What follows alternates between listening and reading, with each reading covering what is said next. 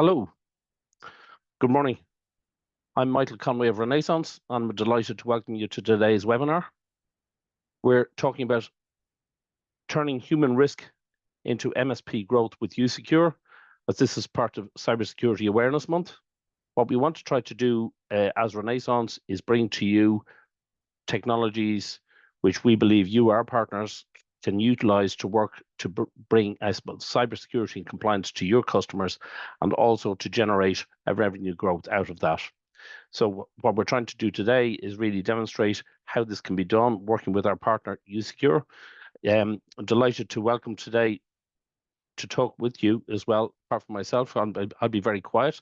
Nihal is Chief Revenue Officer from usecure, is joining us, and Nihal is an expert in this area and can talk to you about all the issues about human risk, how it can work for you as an MSP, and how it can help your customers and your partners and the people you work with on a day-to-day basis become more cybersecure and compliant, and also how it can generate a growth for your business.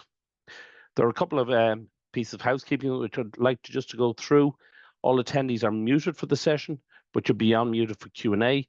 However, we want to make this interactive, so it's really important that you, at the end of the day, that you get out of this what's relevant to yourselves. So if you have any questions, any issues, any comments, put them into chat or to Q&A or send them directly to myself. We'll address those.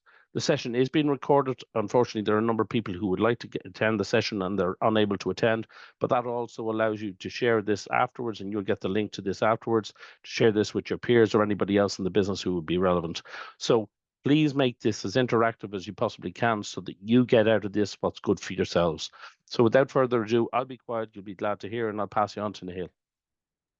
Thanks, Michael. And yeah, thank you everyone for joining the session today. So again, my name's Nihal. I'm the CRO at usecure. So today I'll be leading the session, but as Michael mentioned, we like to make this as interactive as possible. So if you do have any questions, anything you'd like us to dig a little bit deeper into, we can be relatively flexible on the session with the Q&A at the end as well. So just to start off with, I want to give a little bit of a background to usecure. Appreciate those of you on this call might not be too familiar with what we do, might have a range of experience with us as a vendor. We are a channel leader in human risk management. So our entire focus as an organization is on end user awareness. We want to look at the employees in the organization, understand them as individual entities, understand them as individual human beings, and give you the tools to reduce their risk as efficiently as possible.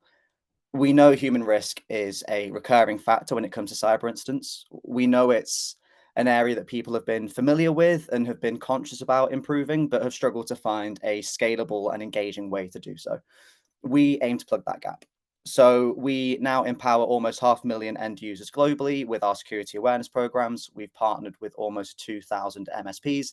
It means that we specialize in this area. We speak day in, day out with partners, with their clients around the kind of human risk factors that they're experiencing, the type of trends they're experiencing, how compliance is starting to change how people look at human risk, and then make sure that we have programs in place that will actually ultimately help their staff members to be more secure. So we know the human element is the most common threat vector. It's the root cause of 74% of data breaches. We know when it comes to security, so much about it is around controlling the variables, looking at things that we can understand, that we can quantify, and then reduce that risk as much as possible. The stats show that human risk is a recurring variable that we just haven't managed to get a good handle on. There's a few different reasons behind that. We know user training is often insufficient. The majority of staff members get trained on cybersecurity best practices once a year or less. It means that we aren't reinforcing best practices. A lot of staff members just simply aren't informed about what should be expected in a modern workplace. As an end user, what are their responsibilities? What are the processes they should follow? What are the best practices? And can we reinforce them over time to build habits? User training is such an effective way to start raising awareness levels. And unfortunately, other organizations just don't have the infrastructure in place to educate their staff members. We also know remote working is an impact on this. It obviously has massive benefits. It gives us great flexibility. At the same time, we do lose some elements of security that were previously in our favor. Simple things like being able to speak to a colleague if you get an email that comes through and looks a bit odd. or just picking up on different best practices that you see other people operating with, or even just this feeling of you being part of a wider unit and having responsibilities as part of the organization. Sometimes remote working can lead to a feeling of detachment from process and from responsibility, and people feel a little bit more isolated in their own environment. Attackers are understanding of that, and they are ultimately exploiting that, both with the mindset, but also with the way in which they try to focus on employees in an organization. Another recurring factor is that we know a lot of organizations just don't have the right policies and processes in place. When it comes to remote working, for example, or setting a secure password, or using your email securely, a lot of staff members just haven't been informed what is actually expected of them, what the core baseline is as an employee, and the things that they should be following. So ultimately, what that leads to is a lack of awareness, but also a lack of accountability, because staff members don't necessarily know that they have a proactive part to play in a company's cybersecurity posture. And you can't really blame them if they haven't been educated on best practices, and if they haven't been informed of the processes they should be following. It's really rare they would take that responsibility on themselves. But what this leads to is the fact that the human element is a root cause in 74% of data breaches. So it's clear that the process we have in place, the training we have in place, how we help our client staff members, there is definite room for improvement. What's compounding this is we know AI threats are evolving incredibly quickly. We know AI is a bit of a buzzword, and it can be quite hard to sift through the noise. At the same time, human risk is absolutely being impacted by AI evolutions. One of the things that's worked in our favor previously when it comes to human risk is, in order to make an attack on an end user as personalized as possible, previously that was incredibly time consuming. It required a lot of work from the attacker. It wasn't scalable at all. They had to be incredibly targeted with their time if they wanted to build a bespoke attack. AI tooling now takes away those barriers. We know our clients are reporting much better sophistication in the attacks they're experiencing. You might have the same with your clients, where the attacks people are actually receiving, they're less likely to be spray and pray attacks, where it's just a generic email. We're seeing a massive influx in personalization, in real data on real people being used to try and grab their attention. AI is a huge driver behind that. It allows attackers to collate information on us in seconds, whereas previously it would have taken hours or days. It allows them to spool up and condense that information into targeted, sophisticated phishing attacks. It allows them to bypass things like spam filtering, and it makes it much harder to detect, both for an individual user, but also for the infrastructure around them. So whilst AI is impacting all areas, and again, it's important to sift through the noise, it is absolutely an area that is causing a change in human risk. And it's one of those where people often spot the real life trends. Again, a lot of our clients are experiencing more frequent and more sophisticated phishing attacks. They don't necessarily know that AI is a huge driver behind that. So part of this is about understanding the technological mechanisms that then inform the trends that we see in real life. What adds to this and makes it even more complex is the fact that compliance is also ramping up. So we know that global standards are becoming more and more stringent. There are new standards, new frameworks, new acronyms that seem to be released every single month. And these are global, but they are also becoming more specialized by territory, like, for example, NIS2 or DORA. Those compliance frameworks are becoming more widely relevant. They're applying to basically every type of company now, but by one way or another, there is some sort of compliance framework around security that is impacting our clients. 86% of SMBs are not confident that they can stay compliant without external support. That is a huge opportunity for us in the channel to be the ones that plug that gap. Compliance is an absolute headache. We know people try to avoid it as much as possible. They try to postpone it, but it's not going away. And if anything, the trends are showing that compliance frameworks are becoming more prominent and more stringent. 47% of SMBs say they spend too much time managing compliance instead of growing their business. It consumes a huge amount of valuable business resources. And again, we know that 86% aren't confident they could stay compliant anyway without a helping hand. So what this does is it provides us with, again, a brilliant opportunity. We know that compliance is referencing human risk an awful lot. It's referencing wider cybersecurity processes as well. So if we can look at the areas that we can help our clients with, that we can reduce that burden, and if we look for ways to do that with quick wins, with digestible elements that allow us to, at scale, start tapping into compliance and start helping our clients on that journey, it provides a really good differentiator for us in the channel. So that brings us on to why Cybersecurity Awareness Month in general matters, and some of the stats as well around things like compliance and how we can start to incorporate them. So again, we know 74% of breaches involve human error. Training and awareness are key to reducing that risk. One of the great things about human risk is that it's visible and it's tangible. You won't have a client that hasn't experienced phishing attacks. You won't have a client that isn't at least remotely aware about whether they could be doing more to help their staff members. So this provides us with a really compelling audience, right? There is visible trends. There are vulnerabilities that a lot of people have looked into previously and thought about ways of reducing, but have maybe struggled to find the right product and the right scalable process that allows them to reduce human risk. If we're able to offer this, and if we're able to plug that gap, cybersecurity awareness training isn't just a one-time initiative. Yes, Cyber Awareness Month is a great opportunity and a great starting point to bring up this conversation. But ultimately, if we spend all day, every day operating online, we need to have more continual training. Threats evolve. Training that is continual is more likely to be engaged with and enable behavior change and ultimately help your clients to be more secure as a result. If we're able to do this properly, if we're able to offer compliance services, if we're able to offer security awareness services, we know that it helps MSPs to differentiate. And by extension, it allows them to increase stickiness in their client base. Less than 50% of MSPs offer managed compliance services, even though we know 86% of SMBs feel like they need external support. And MSPs with compliance as a service, compliance incorporated in their messaging and in their offerings, see higher retention and 20 to 30% faster MRR growth.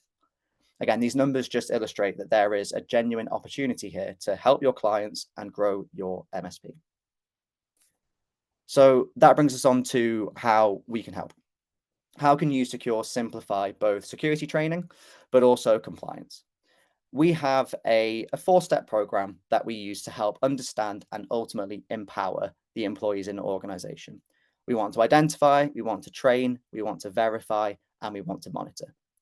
So just to explain this in a little bit more detail, one of the issues that we find, and we'll go through this in a bit more detail shortly, but one of the issues that we find with traditional cybersecurity awareness programs is that they are generic, one-size-fits-all programs. Often you will get a library of content. It'll be up to you to decide which courses to send to your clients and when, and everybody gets the same course at the same time.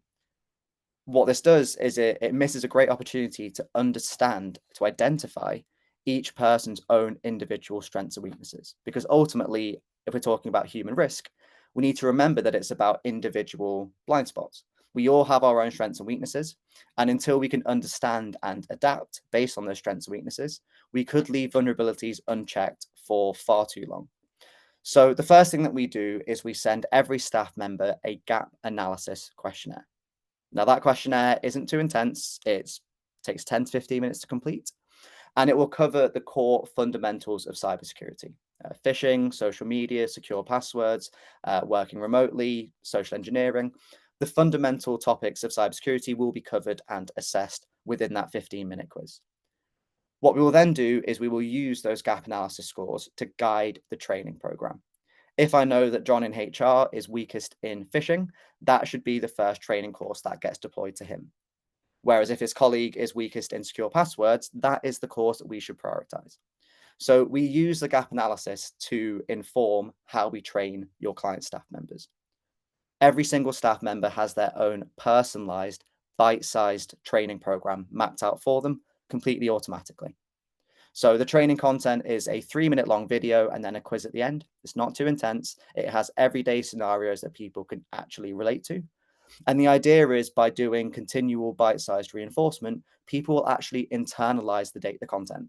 They will actually understand and apply that information to real life scenarios. And it turns it from being a tick box to being something that actually changes security posture. What we also want to do is supplement that with policy management. This is a huge thing about security awareness in general, but also about compliance. As we touched on earlier, a lot of staff members simply aren't informed about what processes and policies they should be following. They haven't been sent remote working documentation, or they haven't been sent guidelines on what a secure password looks like. A lot of compliance frameworks are mandating that customers have certain policies in place and that they can audit and prove that staff members have viewed and signed that document. It's an absolute pain to do that manually, or a very expensive thing to get a dedicated piece of software in place.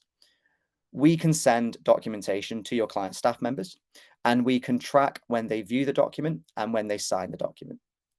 That gives a brilliant audit trail that proves that John in HR has been told what we expect when it comes to setting a secure password. It gives us a brilliant audit, and it increases that accountability in the staff base. What we'll also do is verify their understanding. So we know phishing attacks are the most common route to infiltrate a company. So we want to replicate those attacks as closely as possible in a safe environment. So we have hundreds of phishing templates, including those that are localized for the Irish market, and those are ready to go. Those are covering things like Microsoft, for example, or more lifestyle-based services. The idea is we have a ready-made library of phishing attacks that you can start sending out to your client staff members. In a safe environment, we can understand who is most vulnerable to those attacks, and we can remediate that risk. It's not about naming and shaming. It's about understanding our genuine risk levels and reducing it through systematic training. And then finally, we also want to monitor. As we touched on earlier, AI is causing a rapid evolution in how our clients are being attacked. The dark web is a huge source of data for that. And the dark web can sometimes sound quite abstract to our clients. So it's important that we can explain the workflow. We sign up for services day in, day out. Like we use our work email for various things that we just need to be able to operate in our modern roles. Unfortunately, companies get breached day in, day out. And so often when a company gets breached, their user list gets made available on the dark web. So if I sign up for a food delivery service, my email address, my password, and my delivery address might be made publicly available. If I'm an attacker, that's absolute gold dust. It gives such a brilliant picture on me as a person, and it gives them informed data that they can use to lead their cyber attacks. We want to find that data before they do. So we monitor the dark web, we scan against staff members' emails regularly, and we can see if they've been involved in data breaches. We can find out which breaches they've been part of and what information was exposed within that breach. What this allows us to do is then report and give your clients the data so they can then remediate. They can force a password reset. They can make sure MFA is set up everywhere it should be. They can train their staff members on how to use their email securely, how the dark web can be used against them, and again, how to set a secure password. So again, a lot of what we do at usecure is almost like mimicking the steps that an attacker takes. But if we can mimic those steps in a safe environment and understand and then reduce that risk, it means when these things inevitably happen in real life, you have a much more vigilant employee base across your clients. Underpinning all of this is complete automation. We can set all of this up in literally 20 minutes, and you could leave it alone and it would take care of itself. And we also have audit-friendly reporting. So we can summarize all this data. We can schedule these reports to go out automatically for you. So you can show your clients how you're helping them without them having to log in or you to explain the data itself. So I did want to touch on the training element in a little bit more detail, because in my experience, when people have looked at cybersecurity awareness products previously, training is often the key thing they gravitate towards, but it's often the thing that isn't fit for purpose. So as we touched on previously, we know traditional training is often one size fits all. It's not tailored to the individual, and there is a lack of continual reinforcement. We believe that training should be done on a personal basis, and bite-sized continual reinforcement is the best way to change actual behavior.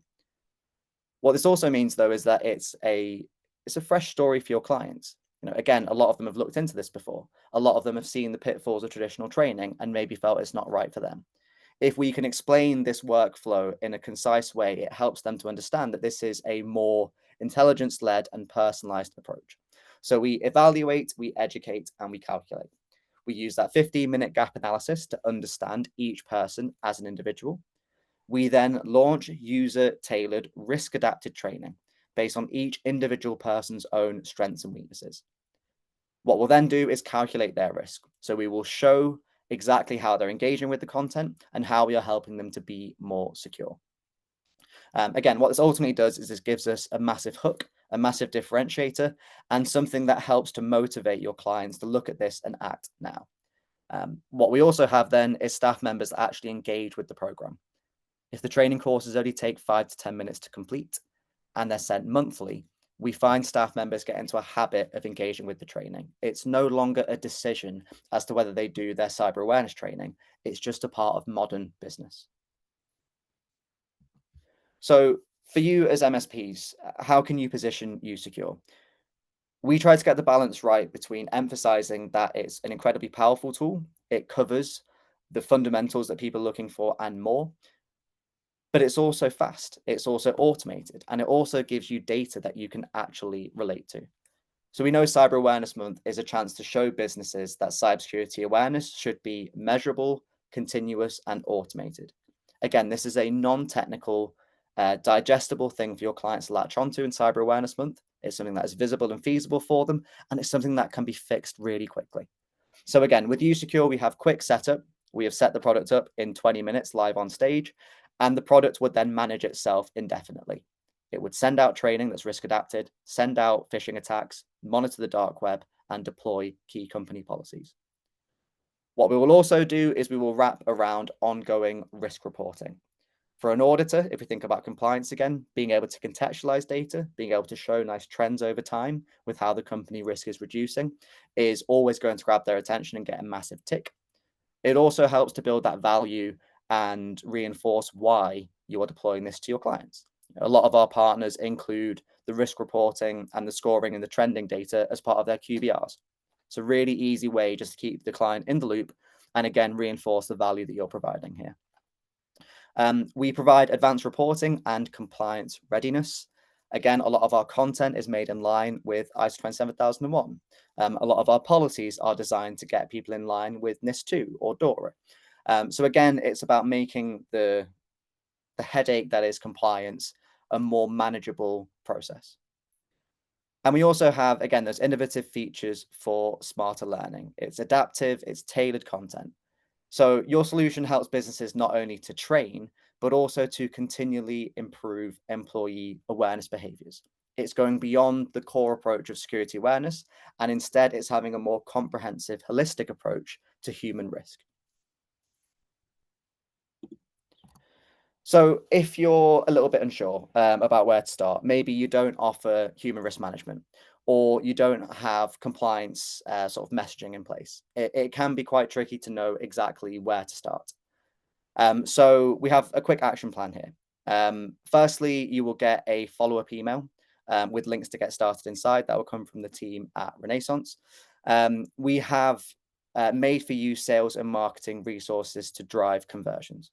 We fully appreciate that time is short and that people sometimes don't have the resources to be able to build marketing campaigns, for example, or to be able to do email campaigns and that kind of thing. We have ready to go resources. We have spoken to our partners and we've tried to understand what's worked for them and what hasn't worked, and use that to guide how we help empower our newer partners. So you have case studies, you have tried and tested methods. We have resources that allow you to start scaling with this as quickly as possible. And you also have the option for a free cybersecurity awareness gap analysis.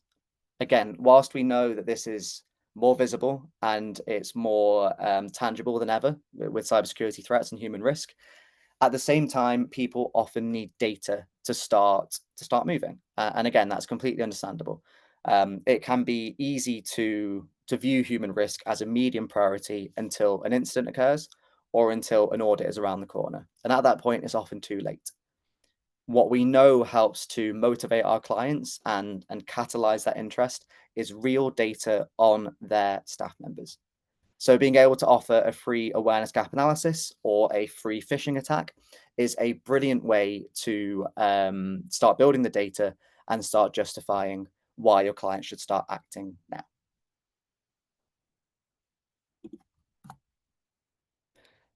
And finally, before we move on to the Q&A section of the webinar, if you need more information, you can book a call with your usecure account manager. You can reach out to your Renaissance rep. We have partnered with Renaissance closely for 5 years now at this point. They know the product inside out. They have, again, first-hand experience with what has worked with their partners in the Irish market, how you can leverage the messaging, how you can incorporate compliance, and start running from there. There is also a QR code on the screen if you would like to book a demo and get your hands on a free NFR license too. So I can hand back over to Michael now for the wrap-up and Q&A. Neil, thank you very much. Well, I'm trying to get my video to come on and talk to me. No, listen, really appreciate that whistle-stop tour of the whole area of human risk, and to be honest with you, I think it's really important the way that you've built it up from sort of the challenge, the issue, rather and then how you can actually solve it. Because in terms of the Irish market, we've seen that as as you rightly talk about NIS2, DORA, all of the types of compliances are out there. And people always highlight the area of the human, the human, the silly person, the stupid person, which I think is terrible.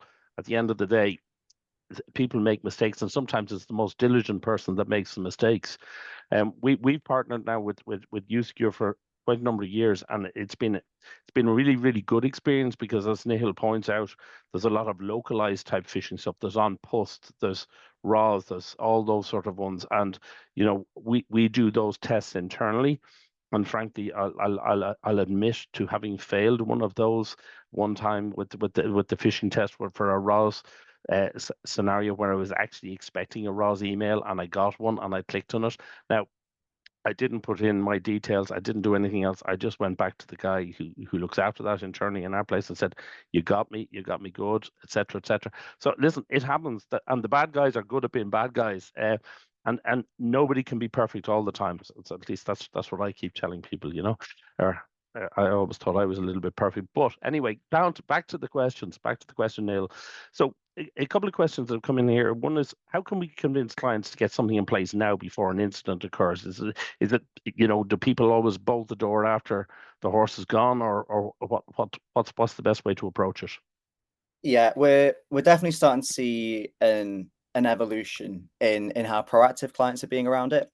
Again, partly because of the AI evolution that's making these threats more scary, to be honest, and also then the looming shadow of compliance. At the same time, though, data, as I touched on at the end, being able to run a free trial for your clients, being able to do some testing to gather some dark web data, to maybe send a phishing attack to a small group of people and localize it, as you mentioned, Michael. Replicate the type of threats that people are experiencing as closely as possible. So it's not trying to catch people out just for the sake of it. It's getting real life validity, essentially, and then presenting that data. It's relatively easy to disregard generic stats because it feels like we're special and it doesn't apply to us. Everybody has that same sort of mental block. Whereas if you have a list of your staff members and you say, here are the breaches they've been part of, and here's how they engage with this phishing attack we sent them, that mental block gets reduced, it dissolves away, and we can start looking at solutions rather than thinking about whether the risk really applies to us.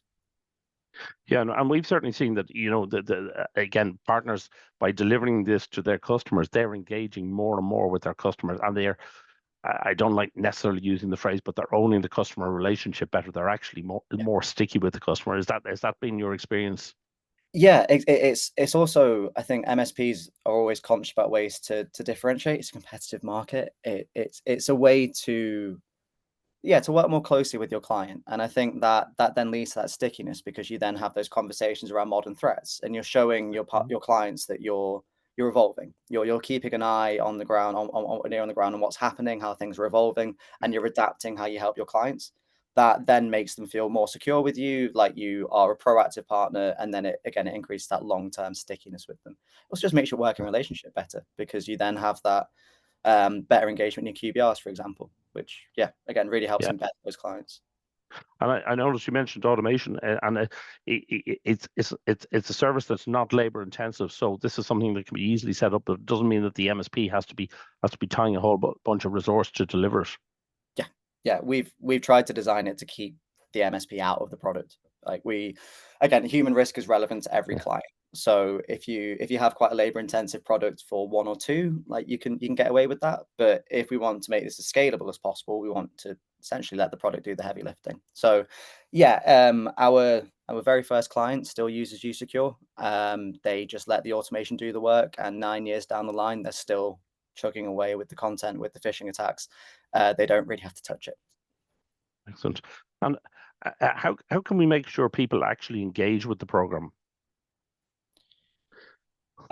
So top-down buy-in is really important. It's why it's good that you mentioned that, like yourself clicking on a phishing simulation. The fact that you actually do the phishing simulations and get them sent to you is relative. Like you'd be surprised at how many senior management people think, I don't need to be part of these campaigns. I don't need the training. And it's like, well, no, you are probably the person who is most targeted and has access to most sensitive information. So you probably should get the training.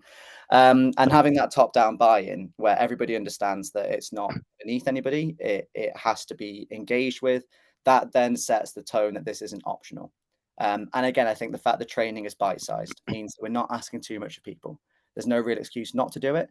But if an employee knows their manager is also doing the training and also cares about whether the staff member does it because their manager is poking them about the engagement, it creates this culture of accountability and it just being a standard part of their process. And we've all seen the scenario where somebody says at a senior level, listen, it couldn't be me. I'd be too capable to know these things. Listen, everybody will fail at some point in time, I would suggest. But as you rightly say, and we've seen this before, the people they attack are the people who can sign off the more money, the more, or have better data to exfiltrate or whatever it may be. But how are the partners typically licensing the platform is a question that's here as well. So there are two broad routes, I would say. A lot of our partners that have really taken off with it and maybe have a commercial model that already fits this will create a security bundle or a compliance bundle. So they will have email security, they will have security awareness training, something like usecure. They will have a password manager, for example. They will have backups. They'll have 365 licensing. And they will incorporate all of that into one security bundle. And they will say to their clients, in order for me to do my job as an MSP, to make you secure, I can't take anything out of this. Otherwise, the house of cards comes tumbling down. And that essentially turns the conversation from do you want X, Y, Z and its line items to do you want to be secure or not? That does take some time. It can be a bit of a jump. So I appreciate not everybody's at that stage yet. If that's not the case and you are still licensing individual products, then something that's worked really well is making it a 2-tier license for usecure. So having a core and an advanced offering. Training and phishing simulations are just the fundamentals to get right in cybersecurity awareness. So incorporate that as a core product and cover the essentials. But then, as we've seen, compliance is a big thing. So the policy management tool is a really big value add. And with the AI evolution, dark web monitoring is really important. So you could tack those on as the advanced tier.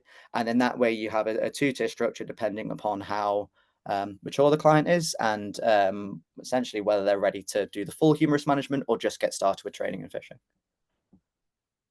And it's quite interesting. I had a conversation with an MSP in Ireland recently, and they actually had a view of that if their customer actually gets compromised, one, they will be really, really, really busy sorting that out.